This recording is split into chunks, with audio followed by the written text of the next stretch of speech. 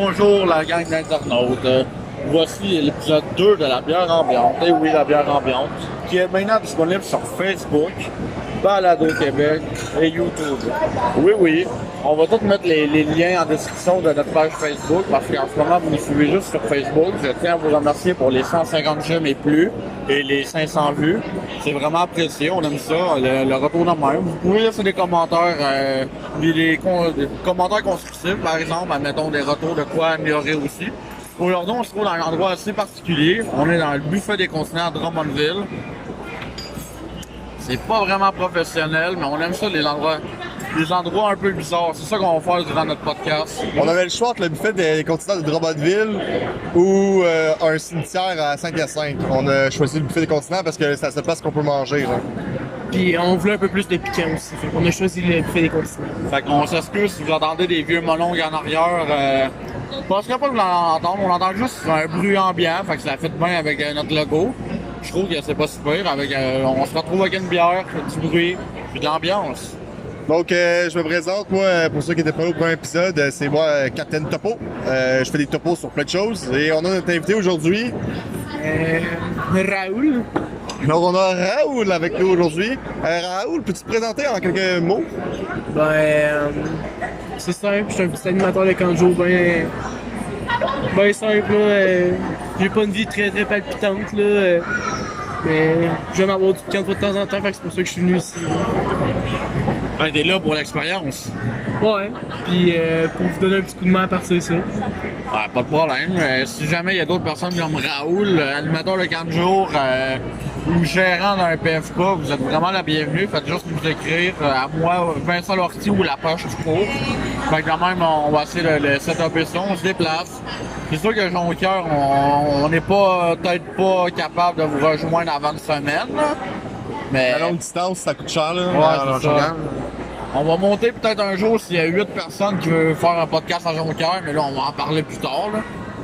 Si vous êtes un vidangeur, par contre, à Jonquière, je veux vraiment savoir comment ça se passe, vos vidanges là-bas. Fait que, on est prêt à se déplacer n'importe quand pour ça. Ça, c'est vrai, ça serait pas vrai. Fait que moi, j'ai parlé aujourd'hui de pas mal de sujets. Je sais pas lequel que j'aimerais aborder. Parle du premier. Ouais, Vas-y avec le premier. Le premier ou le deuxième? On va y aller avec le deuxième. Ah, vas-y. Moi, aujourd'hui, j'ai parlé, j'ai vu ça sur Internet, il y a comme un groupe, admettons, d'événements. Mais là, c'est invader la zone 51 aux États-Unis, au Nevada. La zone 51, dans le fond. Tu veux dire, ok. Ben, dans le fond, c'est 200 000 personnes à 300 000 qui vont aller à la zone 51 au Nevada, une zone interdite. En même temps. En même temps, fait que là, ils disent qu'ils peuvent pas nous arrêter. Ok, parce qu'ils veulent prouver qu'il y a des extraterrestres là-bas, fait qu'ils se sont dit, on va être 200 000 personnes à y aller. Fait que demain, ils peuvent pas tous les arrêter. Ouais, mais c'est des caves, là. Ils savent-tu qu'ils sont rendus là-bas? S'ils pénètrent là-dessus, ils peuvent se faire tirer.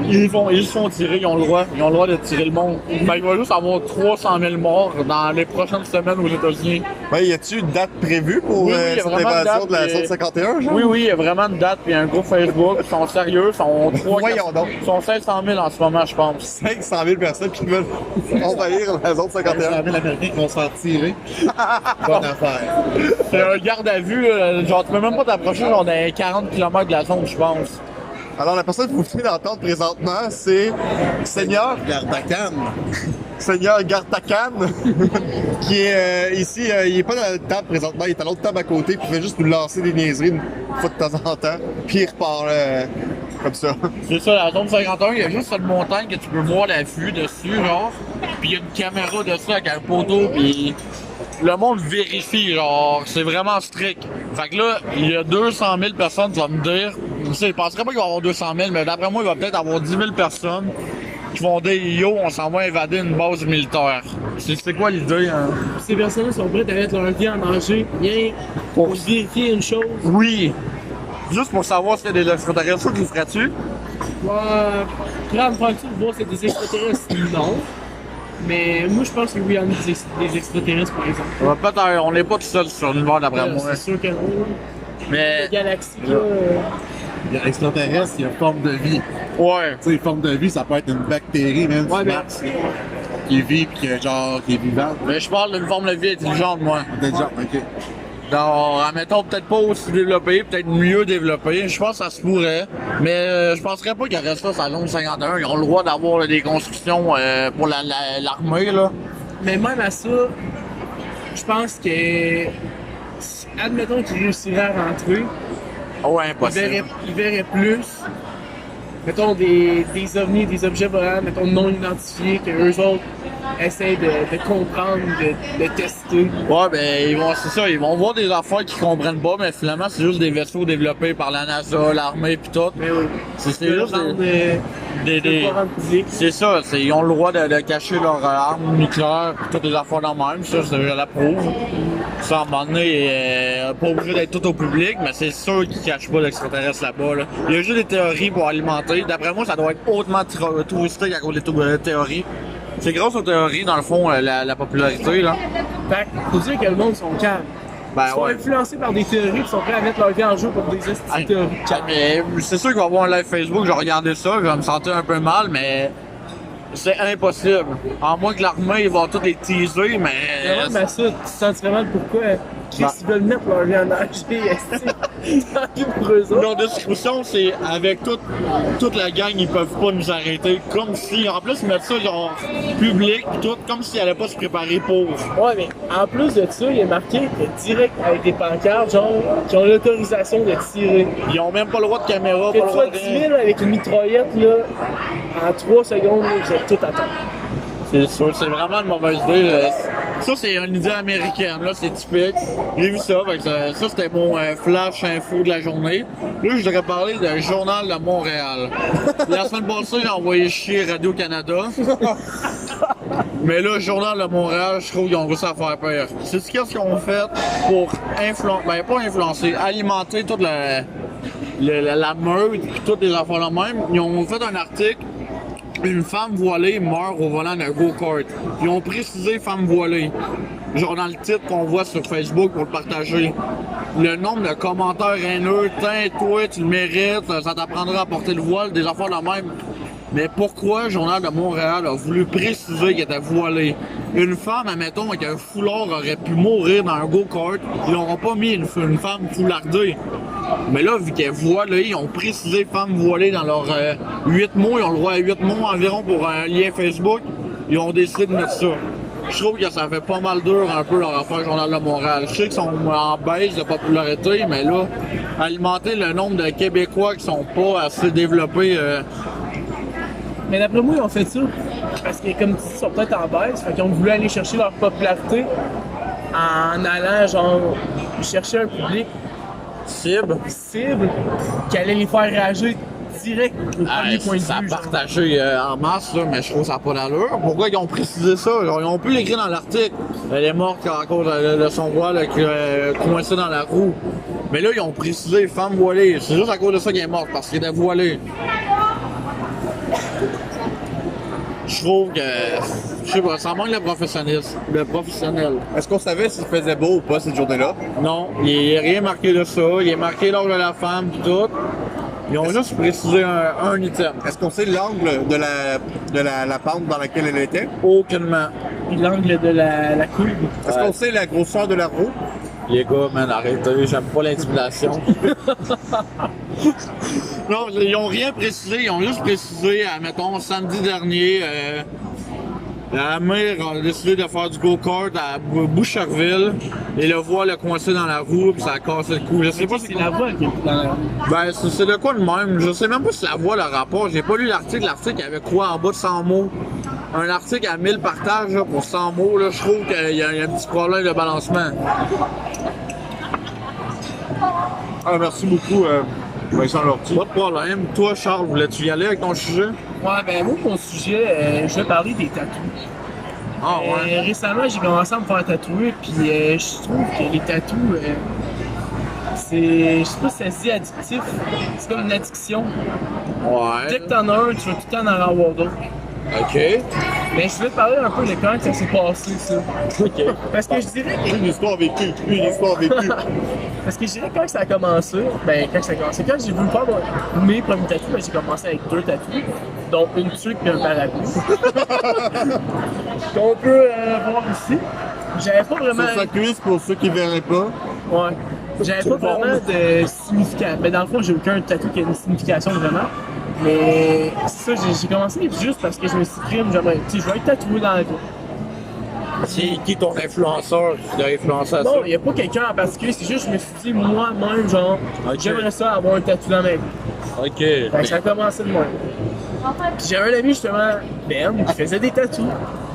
Fait que, ouais, ça c'est Hulk, mon nom de Kanjo, bien sûr. Mais, Kanjo dans le nord de Montréal. Dans le nord de Montréal. ouais. Fait que ça, je l'ai commencé à me faire tatouer. Puis, écoute, je savais pas si ça allait faire quoi là. Ça... Je savais pas que ça allait faire comme douleur ou comme sensation. Fait que j'ai commencé à me faire tatouer. Puis, tu sais, au début, t'es pas trop sûr de la sensation que ça va faire. Ben, c'est un choix pour ta vie pareil au complet. Hein? C'est un choix qui va rester toute ta vie. Ouais, que ça va me suivre partout. Là. T'as-tu fait ça à jeun? Ouais, à jeun, ben à jeun. Ça, c'est une bonne affaire. Ouais. Fait que c'est ça. Puis lui, j'ai fait des premiers, mais j'ai pas tant trippé. Fait que quand il me dit c'est une addiction, je me suis dit arrête là, tu râles, là, c'est sûr que. Tu sais, moi je me fais ces deux-là, c'est fini. Ouais. Puis avoir les deux, je me suis dit, il me semble que 3 à 11, ça fait très crissement bien. Fait que je suis retourné une semaine plus tard, j'ai été m'en faire 2 autres plus haut. Puis là, avec les 2 autres plus hauts, je me suis dit, il en manquerait un trou là.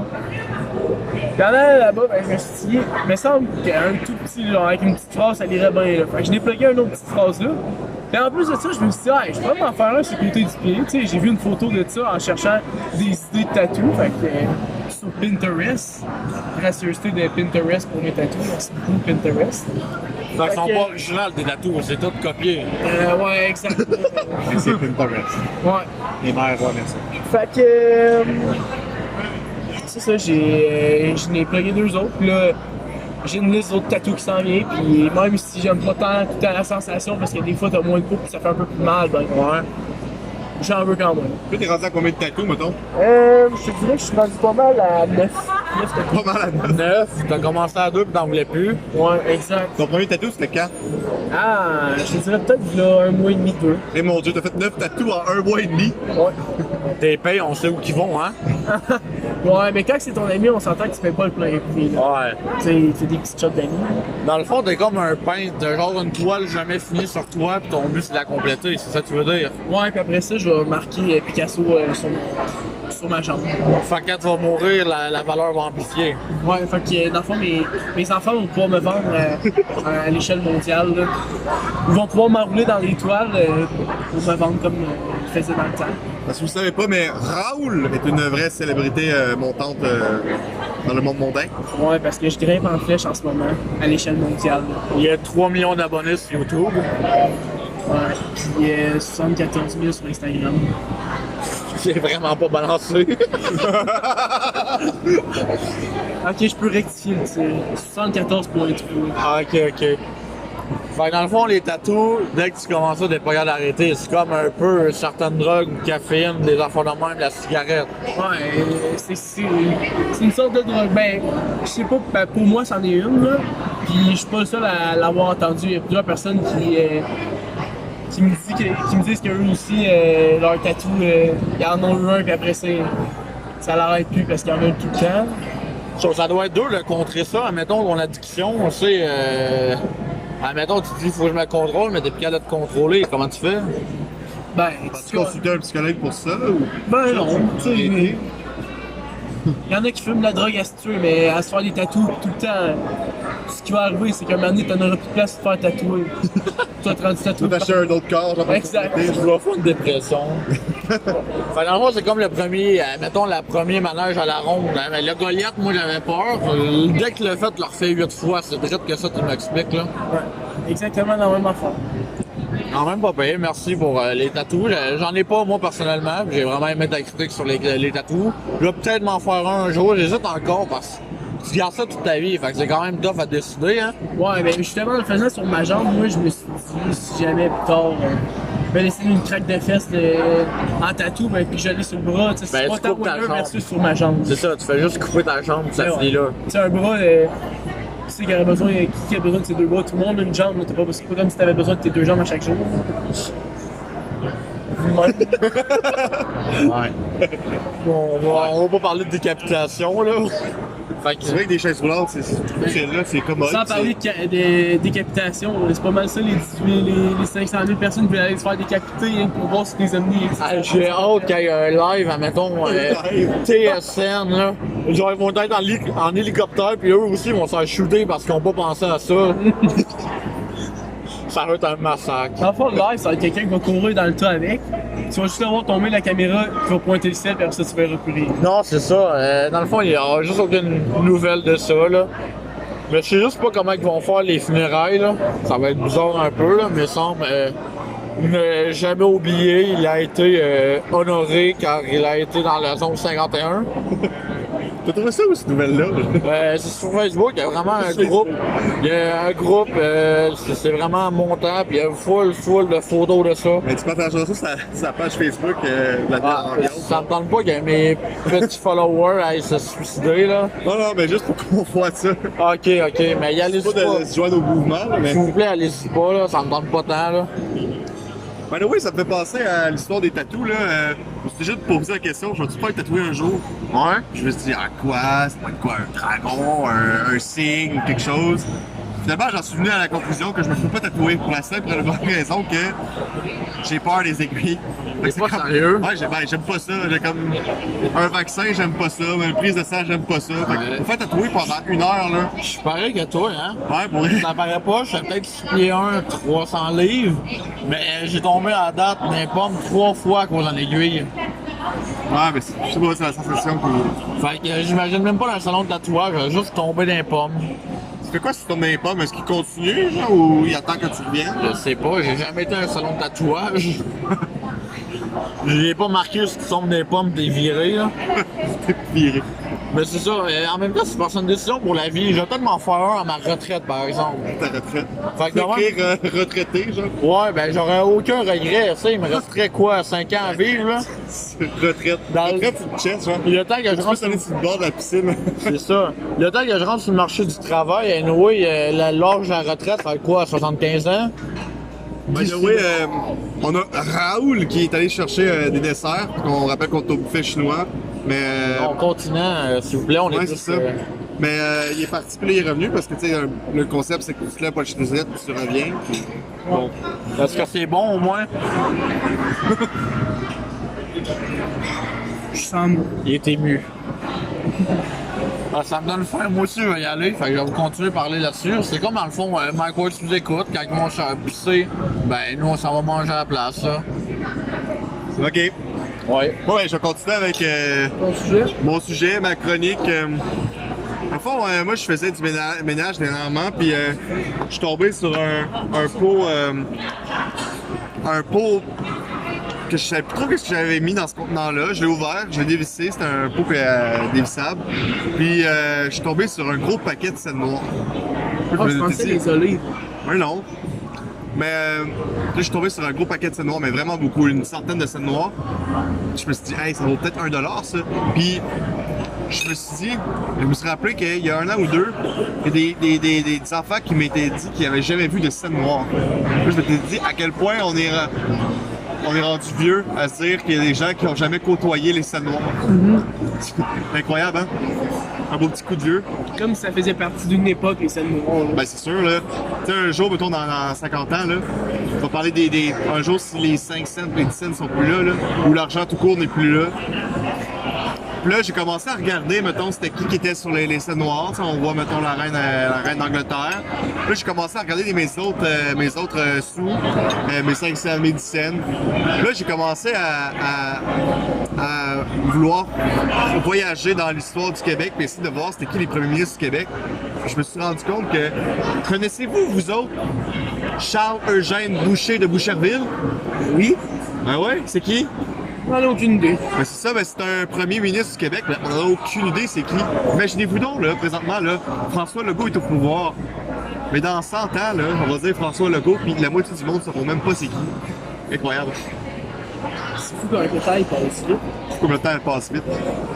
Faudrait que François Legault ait un enfant.